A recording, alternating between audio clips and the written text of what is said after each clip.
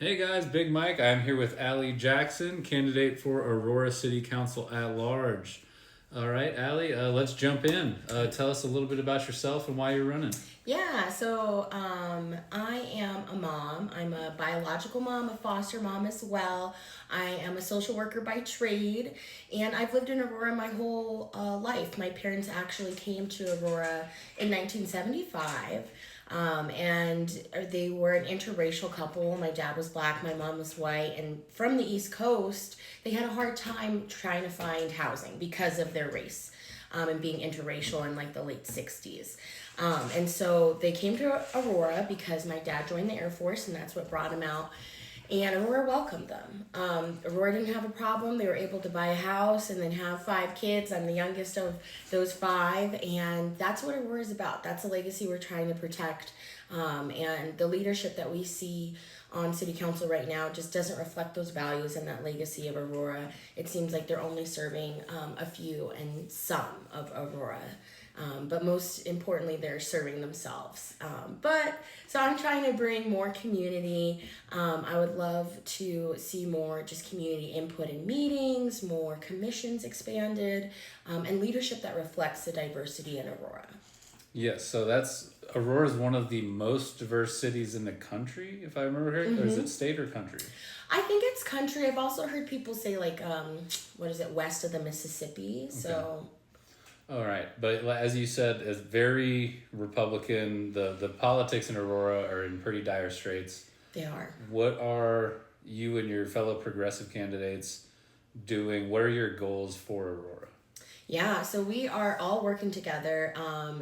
Janina Horton out in Ward 1, Ruben Medina, who's already elected in Ward 3, and then there's 2 at large seats that are up for grabs this cycle, which is Rob Andrews and myself. And then Amy Wiles over in Ward 2 is trying to unseat a conservative. And so we're just exactly trying to unseat conservatives, trying to bring this collaboration, community collaboration forward, agenda forward. And so things we're doing together, we're canvassing together.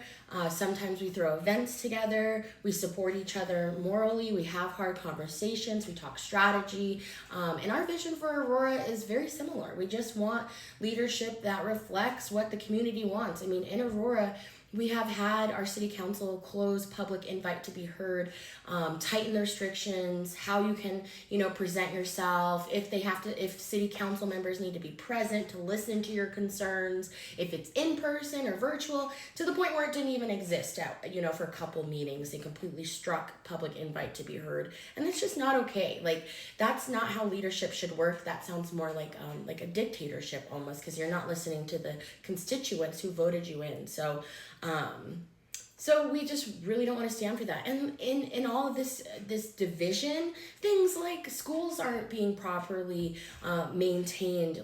Public libraries aren't being built in places that they need to be. Grocery stores aren't being built in places where there's food deserts.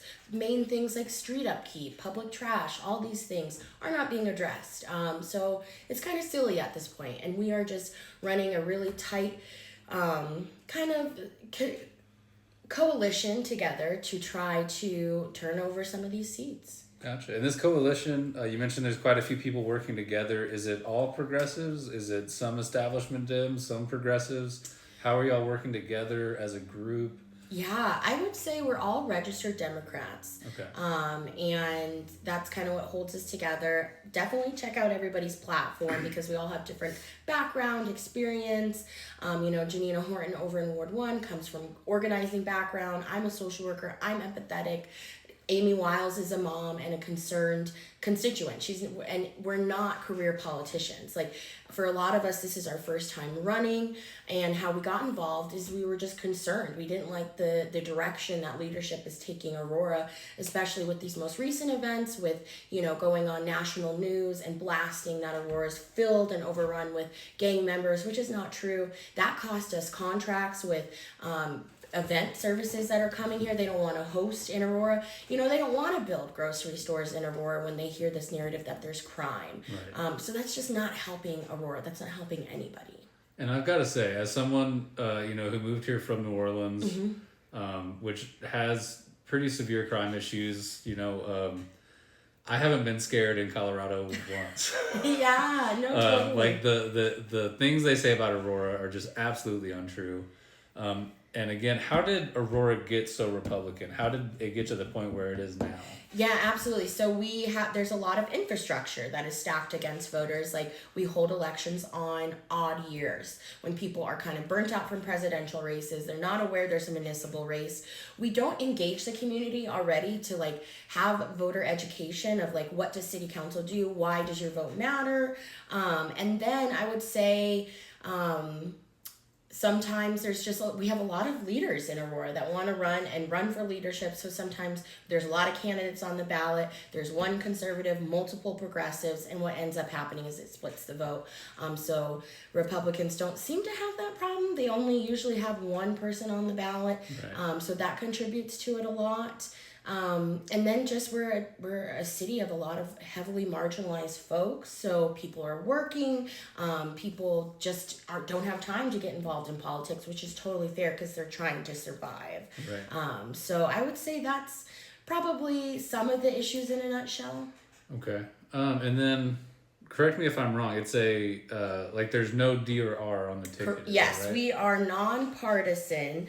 So there is no like party affiliation on the ballot. So folks have to do their research, and websites can be deceiving. Like, there's conservative members who will vote for tough on crime policies, who will vote to, silence grieving moms whose unarmed Black sons were shot and killed by Aurora police. And then on their website they have, I represent all Aurorans. And it's like, but your actions and your policies don't support that. But if you're just like, okay, let me Google a name and see what they're about, this is my first time interacting with them, you're going to think that they're progressive or they're more left-leaning or they seem in the middle. And actually their voting record and how they conduct their business doesn't align with that. So it can be confusing. I mean, so I see plenty of that from regular Democrats, actually. So that is true. It's true. Yeah. But I will say, in Aurora, the Democrats and more progressive-leaning council people, there's about 3 of them, have usually always voted in our favor for the people. So I give them that. I can't speak any, level above that. So. We won't make any regards to our governor. Anyway, so let's say election happens. When is the election? November? November 4th, November Tuesday. 4th? Okay. And so very important there, the election is November 4th. There is no D or R on the ballot, so you will have to know what candidates you want to vote for. So keep that in mind, folks. Let's say full progressive sweep, day 1, Alli Jackson priorities. What do you got on day 1? Yeah, on day 1, I want to see a youth representative on city council. So we can go into our charter that governs Aurora, and we can make a city council member essentially for a person under 18. And then have, maybe they run a campaign, maybe they get elected or we appoint them. But we need some youth representation. When I'm out knocking doors, people are very concerned about our youth. Just living in Aurora, I do see a lot of youth just wandering. I think youth need a voice right now and they're lost. So I really want to put a youth representative on our city council to push back, to bring, their youthness. I think it's a beautiful thing. And then other things, like I really want to get an environmental commission together. They are fracking in our backyard and it's impacting our air quality, our water. So I just want to do an audit on all of that and get a commission together of experts, passionate members to look into some of the environmental impacts. Gotcha. All right. We got about a minute left. So tell people where to find you, where to donate. Yeah, absolutely. So please look me up. I'm Alli, Alli Jackson for Aurora.com. I'm on Act Blue. You can also mail checks. I'm also on Facebook, Instagram, and TikTok, Alli for Aurora. And again, that's Alli, Alli.